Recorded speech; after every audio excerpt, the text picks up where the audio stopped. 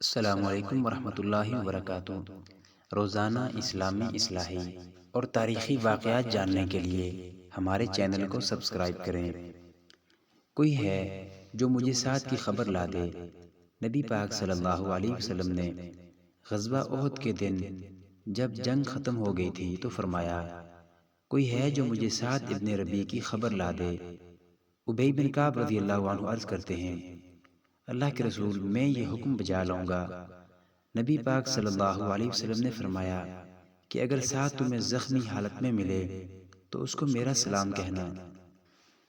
صحابی کہتا ہے، میں لاشوں میں دیکھتا رہا، مجھے سعد کی لاش نہ ملی۔ میں نے زندوں میں دیکھا، سعد نہیں ملا۔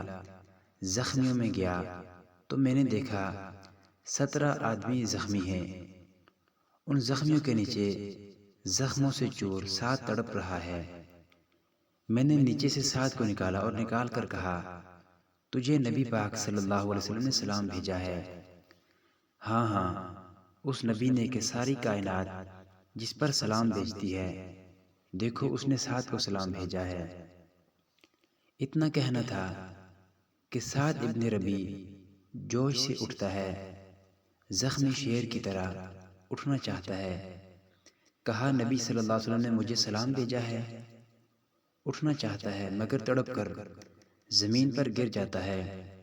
جب اٹھا نہ گیا تو سعد نے کہا، اے بھائی، میرے نبی صلی اللہ علیہ وسلم کو میرا سلام کہنا، اور میرے نبی صلی اللہ علیہ وسلم کو کہنا کہ میرے لیے دعا کریں، اور میرا یہ پیغام دینا کہ اگرچہ نیزے اور تیر میرے جسم سے آر پار ہو گئے، لیکن میں نے اپنے قاتل کی جسم سے بھی نیزہ پار کر دیا اور اسے جہنم واصل کر دیا ہے۔ اور میری قوم انصاریوں کو جمع کرنا اور کہنا، انصاریوں، میرے نبی صلی اللہ علیہ وسلم کے نام پر کٹ جانا، مٹ جانا، لٹ جانا، ذبح ہو جانا، ٹکڑے ٹکڑے ہو جانا۔ اگر نبی محمد صلی اللہ علیہ وسلم پر آنچ بھی آئی تو قیامت کے دن تمہارا سردار تمہیں پکڑے گا۔ اگر رسول پاک صلی اللہ علیہ وسلم کو کچھ ہو گیا اور تم میں سے ایک بھی زندہ ہوا تو قیامت کے دن بارگاہ الہی میں تمہارا کوئی عذر قبول نہیں ہوگا۔ ہم نے لیلۃ العقبہ میں رسول پاک صلی اللہ علیہ وسلم پر فدا ہونے کا حلف اٹھایا تھا، یہ کہا اور ہچکی لے کر ہمیشہ کے لیے خاموش ہو گئے۔ ابی بن کعب رضی اللہ عنہ نے حضرت سعد بن ربیع کے آخری الفاظ رسول پاک صلی اللہ علیہ وسلم کی خدمت میں عرض کیے تو نبوت کے ہاتھ بلند ہوئے۔ اللہ سعد رضی اللہ عنہ کو اپنی دامن رحمت میں جگہ دے۔ زندگی اور موت دونوں میں اللہ اور اللہ کے رسول صلی اللہ علیہ وسلم کے بہی خواہ رہے۔ یہی وہ سعد بن ربیع ہیں کہ جن کا رسول پاک صلی اللہ علیہ وسلم نے عبد الرحمن بن عوف رضی اللہ عنہ سے بھائی چارہ کروایا، اور انہوں نے عبد الرحمن بن عوف کو کہا تھا، میرے پاس بہت دولت ہے، آدھا مال تم کو دے دیتا ہوں۔ میری 2 بیویاں ہیں، تم دونوں کو ایک نظر دیکھ لو، جس کو کہو گے طلاق دے دوں گا، اس کے بعد تم اس سے نکاح کر لینا۔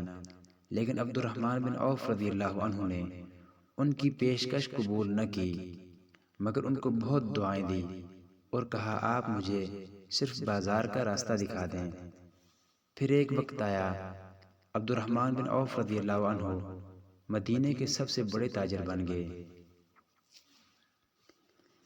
وہی صحابی ابی بن کعب جو سعد کو لینے گئے تھے، مدینہ منورہ کی ایک گلی سے گزر رہے ہیں۔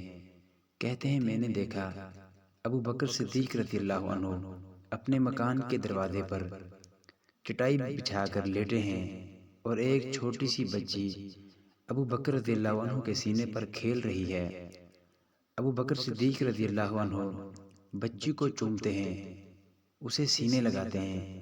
میں نے کہا، ابو بکر، یہ آپ کی بچی ہے؟ ابو بکر صدیق رضی اللہ عنہ تڑپ گئے۔ کہا، یہ میری بچی نہیں، سعد ابن ربیع کی بچی ہے۔ میں اس لیے اسے پیار کر رہا ہوں کہ جب سعد کا آخری وقت تھا، اس نے یہ تو کہا تھا کہ میرے نبی صلی اللہ علیہ وسلم کی حفاظت کرنا، اس نے یہ نہیں کہا میری بچی کا خیال کرنا، وہ یتیم بچی چھوڑ کر دنیا سے چلا گیا اور رہتی دنیا تک کے لوگوں کو بتا گیا اگر نبی محمد باقی ہے تو سارا جہاں باقی ہے۔ ان شہیدوں کی دیت اہل کلیسا سے نہ مانگ، قدر و قیمت میں خون جن کا حرم سے بڑھ کر